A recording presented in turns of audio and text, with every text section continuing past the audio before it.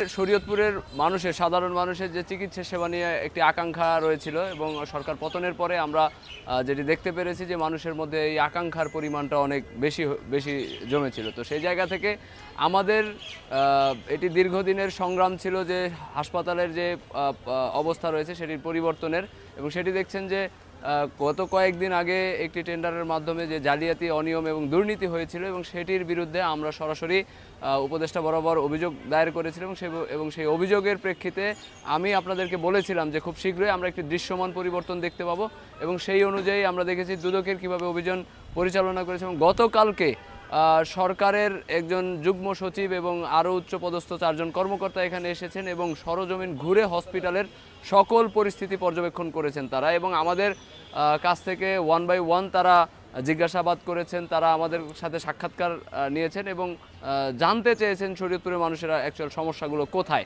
এবং তারা কী ধরনের সমাধান চায়।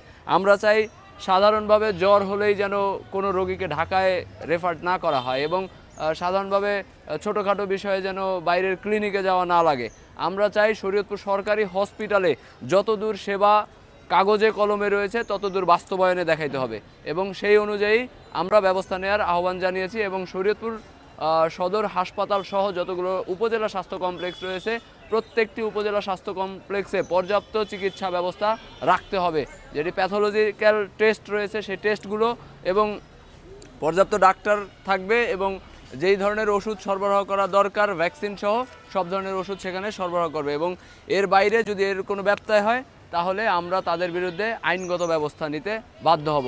এবং আমরা চাই নড়িয়া উপজেলা স্বাস্থ্য কমপ্লেক্স, যেটি নিয়ে আইনি জটিলতা রয়েছে এবং সেটি খুব শীঘ্রই আমরা দৃশ্যমান দেখতে পাবো, সেখানেও চিকিৎসা সেবা চালু হয়েছে। এটি যদি তারা ব্যর্থ হয় তাহলে আমরা ছাত্র জনতা সেখানে যাব এবং ওই গেট খুলে দিয়ে আমরা তাদেরকে চিকিৎসা সেবা কার্যক্রম দেওয়ার জন্য বলবো।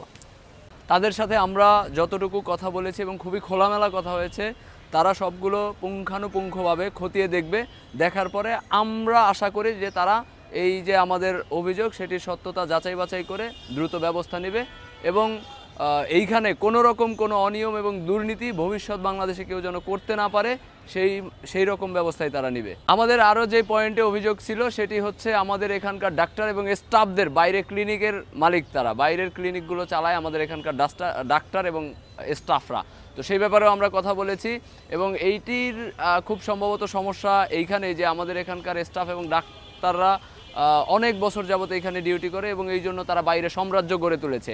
তো আমরা চাই যে এটি আসলে ইন্টারচেঞ্জ করার জন্য, যে অন্য হসপিটালের ডাক্তার এখানে আসবে এবং এখানকার ডাক্তাররা অন্য হসপিটালে যাবে, তাইলে এই ধরনের প্রবলেম, সিন্ডিকেট কোনো কিছুই থাকবে না। সাধারণ মানুষ স্বাভাবিকভাবে যেই চিকিৎসা সেবা নেয়ার কথা সেটি নিতে পারবে। আপনারা দেখছেন যে এখানে প্রচুর পরিমাণে দালাল চক্র রয়েছে এবং সেটিও শুধুমাত্র বাইরে ক্লিনিক ব্যবসায়ীদের সুবিধার্থে। সো আমরা চাই এই ধরনের সকল সিন্ডিকেট ভেঙে দিয়ে সাধারণ মানুষ স্বাভাবিকভাবে যে চিকিৎসা সেবা পাওয়ার কথা সেটি যেন পায়। ধন্যবাদ।